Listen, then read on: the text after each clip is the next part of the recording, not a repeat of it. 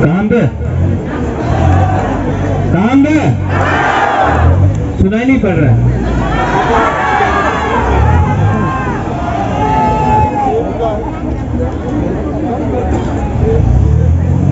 मैं यहाँ में थोड़ा सा इंट्रोडक्शन देना चाहता हूँ सब लोग को। हमेशा कहा गया है कि त्रिपुरा बहुत दूर में है, दिल्ली से बहुत दूर है त्रिपुरा, और कोई त्रिपुरा के बारे या नॉर्थ ईस्ट के बारे इतना परवाह नहीं करता है क्योंकि दिल्ली से बहुत दूर है। लेकिन कल आपने देखा कि एमपीज जो लोकसभा में है, राज्यसभा में है, उन्होंने जंतर मंतर में आकर तिपरा मोथा, आईपीएफटी और हमारा जो जॉइंट मूवमेंट है उसको समर्थन किया, उसको सपोर्ट किया। बहुत अच्छा लगता है। मैंने एक बात बोला था कि जंगल में नाचेगा मोर तो किसने देखा। आज पूरा इंडिया देख रहा है।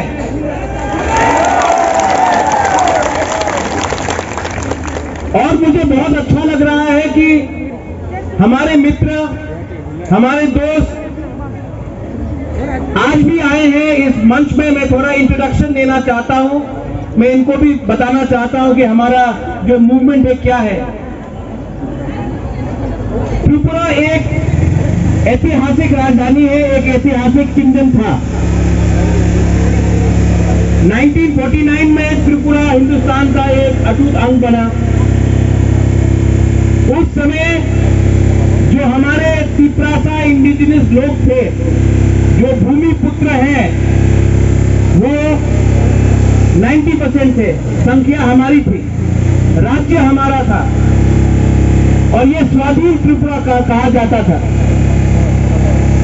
आज 70 साल बाद हमारी संख्या सिर्फ 30% हो चुकी है। आज हमारा भाषा ककबोरक खतरे में है।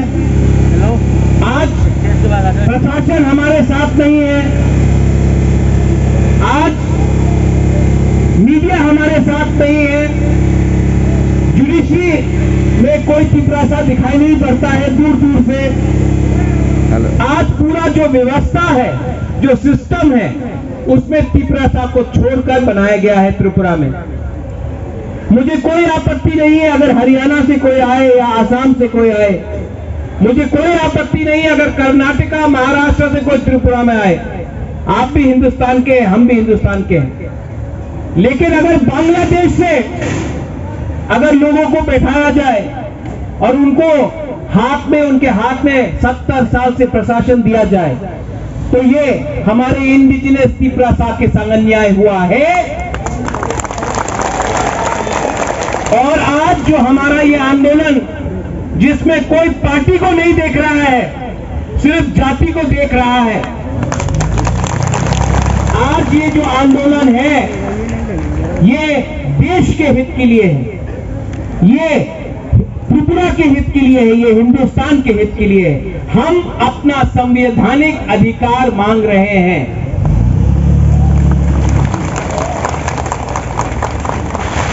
बहुत लोग कहते हैं कि आपने ये जो डिमांड किया है उसमें आप क्या चाहते हैं। आज यहां में हमारे संग मुनीश तमांग जी भी है। कहां है मुनीश? यहां में गोरखा भी डिमांड कर रहा है अपने ये राज्य।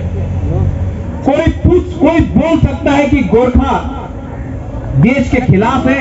आज सबसे ज्यादा सेना में अगर कोई है तो वो हमारा गोरखा है।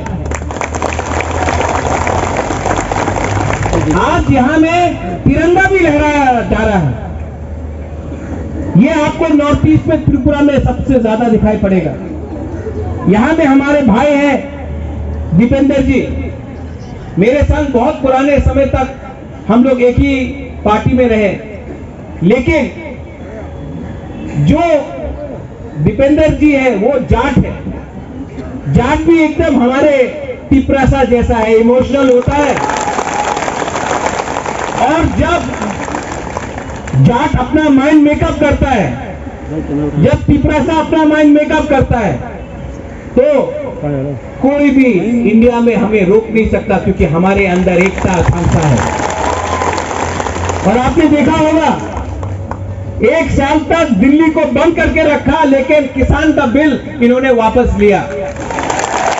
हमको भी सीखना चाहिए, हमको भी सीखना चाहिए इनसे कि जो वॉरियर लोग होते हैं ना, जो जमीन में राज करते हैं ना, जो झगड़ा कर सकते हैं, जो फाइट कर सकते हैं, उनके अंदर दिल बड़ा होना चाहिए। और यहां में इनका दिल बड़ा है, ये आए हैं।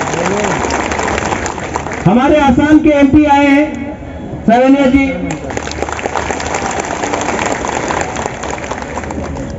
इनका भी एक आइडियोलॉजी है कि आंचलिक पार्टी, रीजनल पार्टी, अगर हम अपने रीजन के बारे बात करें, अगर हम नॉर्थ ईस्ट के बारे बात करें, इसका यह मतलब नहीं है कि हम देश के खिलाफ बात कर रहे हैं। हम भी हिंदुस्तान का एक अटूट अंग है, और जब तक रीजनल पार्टी अपने जाति और अपने लोगों के बारे बात करेगा, तब तक दिल्ली भी हमारा बात सुनेगा। जिस दिन हम अलग अलग होकर बात करेंगे।